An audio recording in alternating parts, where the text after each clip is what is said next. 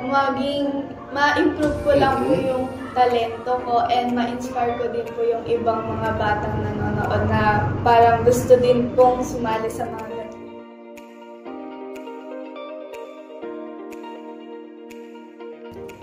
Hi guys! Ayan, so welcome back sa ating sa May Podcast. So ngayon tatawagin ko na ang ating fourth guest from the member of the Titauri. Ayan, please welcome Jaja! Hi Jaja! Ayan, mag-hi ka naman sa ating viewers. Hello po! Akala ko gaganon lang siya. Ayan, hi! Hi! Ayan, napakaganda mo naman for today. Ayan, so gusto ko lang sabihin sa'yo na napakaganda rin ang suot mo. Ayan, sino nag-decide ng outfit mo today? Ito po is from Mikay Kikay Collection. Wow, Mikay Kikay. From kay Miss Julie Pangilinan. Ayan, from Mikay Kikay. So, sa outfit mo and then sa accessories, ano yan? Anong brand naman yan? Sa mga ano lang po, binili lang po ni Mama sa Shopee. Sa Shopee, ayan. Merong brand ba yan or ano lang? Wala naman. Pero napakaganda rin naman. Ayan. So, etong isa. Sa ano po, galing sa Batangas. Sa Batangas, sa mga church, ganun. Ayan. So, ayan, napakaganda, napakasimple, pero elegant din naman. Ayan. So, yon, punta naman tayo sa katanungan mo. Ayan. Ang una nating tanong ay, i-describe natin yung sarili mo in one word. Para sa'yo, describe mo yung sarili mo. For me po, I think mahiyain. Mahiyain, shy type ka. Kasi hindi po madaling makipag-usap sa iba. So, buti na sali ka dito. Hindi ko rin po kasi maano yung ibang mga members kasi nahiya po ko sa kanila. Pero gusto mo talaga itong gantong industry? Yes. Ayan. So, mahilig ka rin sumayaw, kumanta, ayan, ganun.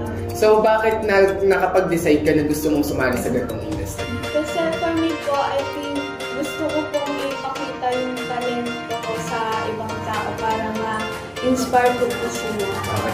So, sa dalawa, di ba sa mga P-pop, ang pinaka-talent talaga dyan ay singing and then dancing. So, sa dalawa, saan ka pinaka-comfortable talaga? Sa singing ba o sa dancing? Sa dancing. Sa dancing talaga.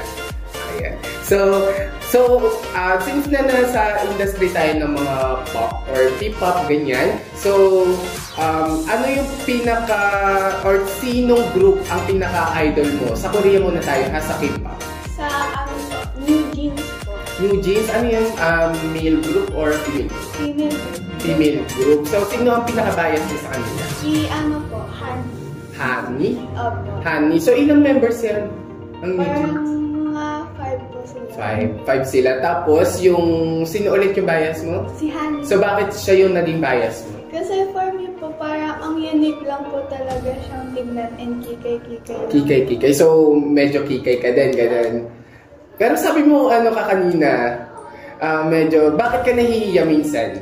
Kasi hindi ko po alam kung natatakot po ako na i-judge ng iba. So, wag mong intindihin yung kung i-judge ka nila, ayan. So, ang dapat mo lang isipin, maipakita mo kung ano yung dapat yung kailangan mong ipakita, yung talent.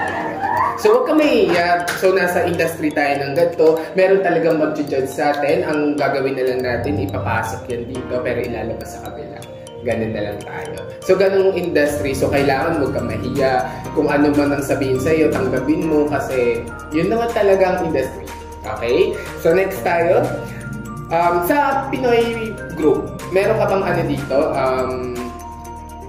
Ina-idolize? For me po, I think is yung G22 po. Hindi ako familiar. Ang alam ko lang kasi dito mga SB19, si Bini, BGY, o ano yung female group din yan? Opo, yun po yung na-cover po namin sa yun pala yun. Okay. Hindi kasi ako sumaga nun eh. Sorry. Pero dapat kasama ako dun sa first dance cover niyo. Sa Laguna yung tama. Okay. So next tayo. So, during your first dance cover, ano yung mga natutunan? Yung about po sa mga footwork, yung mga kailangan pong tandaan para po ma-improve yung galawan po na isa na.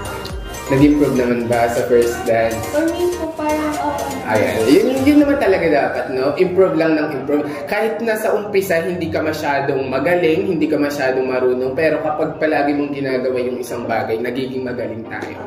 Tama ba ako? Ayan. So, sa ilang months na kayo nagtitraining ng Titauri? Hindi ko lang po matandaan, parang... Ilang months na? 3 months. So, sa 3 months na yon, so 9 members kayo, tama? So, sino yung pinaka-best friend mo or pinaka-close mo sa kanila? I think si Ate Fiona. Ate Fiona. O yung nauna. Tama? Yung nauna. Bakit naging close mo siya? Ano meron sa kanya na wala yung iba? I mean, ano lang po siya, very welcoming. Like, kahit anong po po sa kanya, hindi ka po may iba sa kanya. Friendly siya. Kaya mo siya nagustuhan kasi friendly siya. Ayun. So, yung iba, ayaw mo maging kaibigan? Ay, hindi ko lang. Gusto mo naman, pero pinaka-close mo lang si Ate Fiona mo. Ayan. So, sa 3 months na pag-training nyo, yun, naging coach nyo rin si Coach Teo, tama? Ano yung mga natutunan mo kay Coach Teo? Yung po, nasabi niya po sa amin na kahalagahan ko yung mga ginagawa sa namin para magmukha po kami maayos po sa aming ginagawa na sayaw po. Okay. So, paano ba magturo si Coach Teo? Ano ba yung mga kailangang gawin kapag ikaw yung tinuturuan ni Coach Teo? Make sure niya po natanda po namin lahat ng movements. Like, wala po siyang iniiwan na isang tao. Lahat po dapat nakakasabay. Masungit ba siya sa inyo? Hindi naman. Or stricto? Slight lang. Slight, pero kailangan naman talaga doon ng tama sa pagtuturo sa dance. Kailangan stricto din ng dance coach nyo para sa ganun makinig talaga yung mga members. Tama? Ayun. So, marirecommend mo ba si Coach Teo? Ayan. Kung nanonood man si Coach Teo, paano mo i-recommend si Coach Teo? Ano po? Opo, i-ano ko po talaga, i-recommend ko po talaga si Coach Teo kasi panigurado po mahasa po kayo. So, kasama dapat natin si Coach Teo ngayon. So, siguro nagkaroon lang ng emergency. Ayun. Kaya hindi natin nakasama. Anyways, so, bakit ka sumali sa ganitong industry?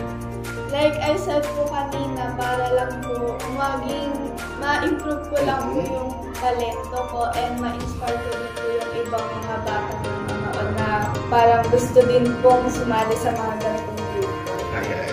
So, isa sa mga sa free na kanina ay kumanta. Okay? So, since nandito naman tayo, para mawala lang yung hiya-hiya natin, syempre, kailangan, kasi darating din yung panahon, tama ako mami, di ba? Darating din yung panahon, nakakanta ka sa dami ng mga tao na nanonood sa'yo, sa mga fans mo. Syempre, dito muna, sample naman yan. Kahit konting chorus lang, kahit isang line nga lang, okay lang. Hindi ka man mo kantahin natin yung manood ka na ng Squid Game. Alam mo yung mingle? Oo, tumatatak sa ko yun, tumatatak sa ulo ko yung kantang yun. Anyways, ayan. So, sa ganitong industry, ayan, kailangan mo na matuto. And then, sa next podcast natin, kailangan kakanta ka na. Okay? Mag-practice ka na kasi kailangan mo yun. Okay? So, last, say something to your fans. I hope you support us po sa ginagawa pong grupo ngayon. And gagawin po namin ang lahat ng makakaya po namin para po mapakita po namin sa inyo yung gusto po namin ipakita. And I hope na lang po na masupport niyo po kami. Ayan. So, thank you very much, Jaja. So, ayun, dyan na po nagtatapos ang ating podcast for our part 4. Ayan. So, see you sa ating next podcast.